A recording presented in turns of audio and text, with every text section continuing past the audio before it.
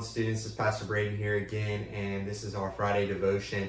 And we are reading Philippians and the first two chapters of Colossians today. And this is one of my favorite passages. It comes from Colossians chapter 1, and it's very straightforward. I'm actually gonna not do a lot of teaching. I really just want to read it to you, and I'll explain some portions here and there. But it is very self-explanatory. And it is a great passage. So go to Colossians chapter 1, verse 15, and I'll start there. It says, He is the image of the invisible God and the firstborn of all creation. So Jesus is who it's talking about, is the image of God, right? Our Father who's in heaven that we don't see, we get to see Jesus. For by him all things were created, in heaven and on earth, visible and invisible, whether thrones or dominions or rulers or authorities, all things were created through him and for him. So Jesus makes all things, everything is made for him.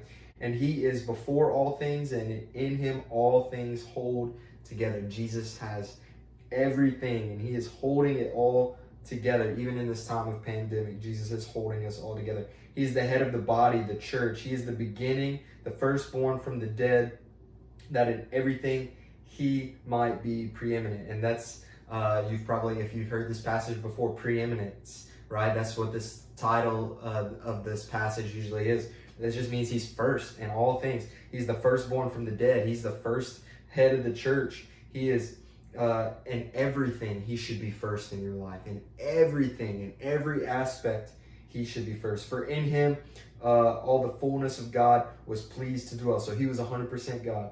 And through him to reconcile to himself all things, whether on earth or in heaven, making peace by the blood of the cross. He came to die on the cross for us, to make peace and reconcile, to bring back all fallen creation unto him, whether in heaven or on earth. He brings it all back to himself by dying on the cross. And you, who were once alienated and hostile in mind, doing evil deeds, he has now reconciled in his body of flesh by his death, in order to present you holy and blameless and above reproach before him. So if you're a believer, once you were alienated and hostile in mind, once you didn't love Jesus, but now that you're a believer, you have been reconciled, and now you get to stand before God holy and blameless because of Jesus' sacrifice. Verse 23, and if indeed you continue in faith, stable and steadfast, not shifting from hope of the gospel that you heard, which has been proclaimed in all creation in under heaven, of which I, Paul, became a minister. So continue to hold fast, hold faith, continue to strive to be with Jesus, continue to hold on to this message of good news that Christ is first and everything in your life.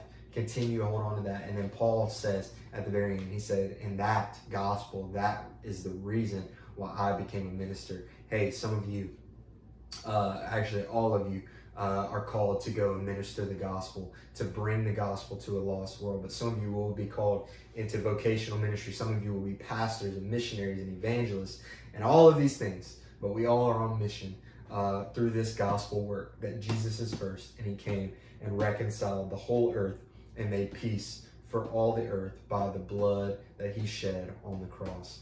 And so I love this passage. I hope you enjoyed that reading. I would challenge you to go and read it over and over and over again, because it is a beautiful passage. So I love you guys. I will see you guys later. Enjoy your Friday and enjoy your weekend. Bye.